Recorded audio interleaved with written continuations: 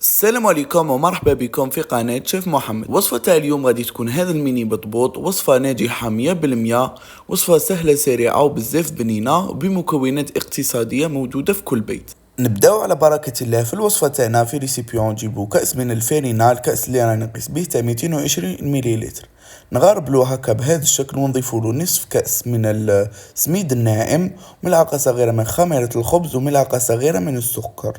خلطوا كامل النواشف تاعنا جيدا ونضيفولو ملعقة صغيرة من الملح، ونبداو نطمو في العجينة تاعنا بهذا الشكل بالماء اللي يكون دافي. ضيفوا الماء تاعكم بالتدريج ودخلوا العجينه غير بالاصابع تاع اليد بهذا الشكل حتى تبدا تنطم معاكم بهذا الشكل. كي تنطم معاكم نجو نديروها فوق سطح العمل ونبقاو نعجنوا فيها بهذا الشكل لمده دقيقتين. هكذا نتحصلوا على عجينه اللي تكون طريه وما تلاصقش في اليد. نقلبوها على الريسيبيون تاعنا ونغطوها بالبابي فيلم بهذا الشكل او بكيس بلاستيكي ونخلوها تخمر لمدة نصف ساعة ويتضاعف لنا الحجم تاعها بهذا الشكل. هنا بعد ما فاتت عليها نصف ساعة نجو نديغازوها بهذا الشكل. شوفوا العجينة تاعنا ما شاء الله كيفاش تجي. نشكلوها الى كرية، وهنا على يجي كنا جبنا سميد ناعم ونرشو كمية بهذا الشكل فوق سطح العمل تاعنا ونضيفو كمية من الفوق، ونبقاو نحلو في العجينة تاعنا بهذا الشكل. نفتحوها على سمك اللي يكون رقيق. كي تشوفوا العجينة تاعكم ما حبش تتكسل زيدوا رشوا عليها كمية من السميد الناعم، ونكمل نفتح العجينة تاعي حتى نتحصلوا على السمك المناسب. وانا جبت البورتو بياس تاعي بهذا الشكل ونبداو نقطعوا في العجينة تاعنا بهذه الطريقة. نكمل كامل العجينة تاعي ونجيبو هنا ثنيوة اللي تكون فرشنا فيها طرشون اللي يكون نظيف، ونجو نرفدو الحبة تاع البطبوط تاعنا. كي تجو ترفدوهم نفضوهم من هذاك السميد الناعم. اما بالنسبه لهذه الزوائد نعجنوهم جيدا، نشكلهم الى كريه ونعجنوهم ونخلوهم يستراحوا لمده 5 دقائق ونعاودو نستعملوهم.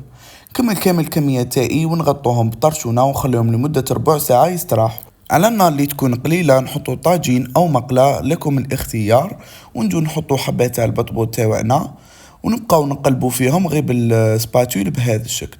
السر كامل هو كي تقلبوهم هكذا ما تخلوهمش حتى يطيبوا، بقاو تقلبوا فيهم اللي تحطوهم فوق النار وانتم تقلبوا فيهم حتى ينتفخوا لكم بهذا الشكل، ويجيكم بطبوط يجيكم من الداخل يجيكم فارغ. هكذا تتحصلوا على هذا الشكل. شوفوا هنا كي تفتحوهم من الداخل تلقاوهم فارغين. يتسمى الوصفة تاعنا ناجحة 100%.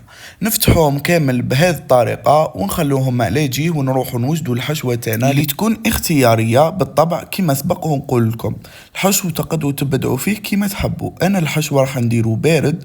هنا جبت كمية من البطاطا اللي كنت قطعتها رقيقة وكنت غليتها في الماء وزفتها لهنا. ضفت لها كمية من شرائح الزيتون وكمية من المايز وعلبة من الطونز تاع الزيت. هكذا بهذا الشكل الحشو يبقى ليكم. انا درت هذا الحشو البسيط وانتم ديروا اي حشو انتم تفضلوا. تقدروا ديروا الدجاج اللي تكونوا تقطعوه او تقدروا ديروا لو فيونداشي. وانا جبت كميه من الفرماج كنت دهنت الحبات تاعنا تاع البطبوط بهذه الطريقه. نديروا كميه لا باس بها من الفرماج وملعقه ونصف من الحشو اللي كنت سبق ووجدته معكم. وهنا نكونوا كملنا الوصفة تاعنا. جربوها وراح تنجح معكم من اول تجربة.